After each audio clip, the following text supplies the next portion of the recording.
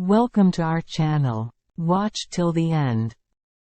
Chapter 1. A Stranger in Woodend. On Saturday the 31st of October 1964, a man arrived in the village. It was late in the evening. He was looking for somewhere to stay the night. He knocked at a door and a woman opened it.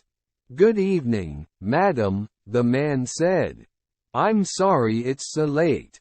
But can you help me, please? Is there a hotel in this village? I want to stay here tonight." The woman laughed. "A hotel? Here in Woodend? No, sir, I'm afraid there isn't." "What a pity," said the man. "I'm a stranger here, and I want to see your village tomorrow." The stranger was very polite. He was tall and had dark hair. And he had strange green eyes. "Perhaps Mrs. Harrison can help you," the woman said. "She has a room. Perhaps you can stay with her." "Wait a minute. I'll get my coat, and I'll take you there." The woman took the stranger to Mrs. Harrison's house. Mrs. Harrison gave him a room for the night. He was very glad. It was the last night of October and it was cold. The next day was Sunday. The man looked round the village. He was very interested in the history of the village.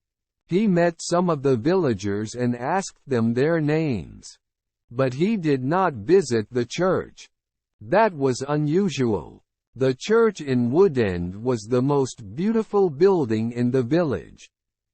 But the stranger was not interested in it. He did not go to church that night with all the villagers. It was the first Sunday evening of November. When the villagers came out of the church, the man had gone. They had all liked him. The ladies had thought he was very good-looking. A few weeks later, he came back. It was the first Sunday in December. The villagers were coming out of church. It was cold and dark. "Hello," he said. "I'm back again. It's nice to see you all once more."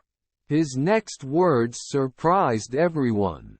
"Perhaps you can help me," he said. "I'm looking for a house. I want to buy a house here." "Here?" someone said. "But why here? There's no work in Woodend for a young man.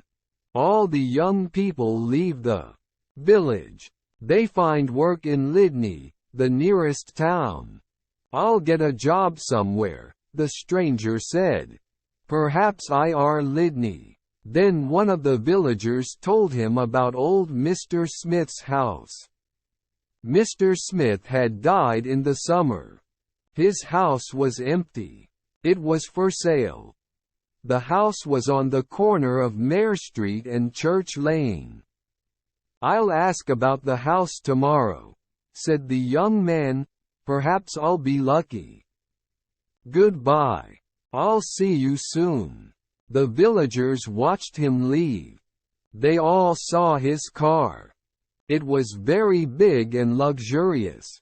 He looked rich. A few days later, Mr. Smith's house was sold. And in the middle of December, the young stranger arrived. He moved into the house and worked very hard. He fixed the roof. He repaired broken windows.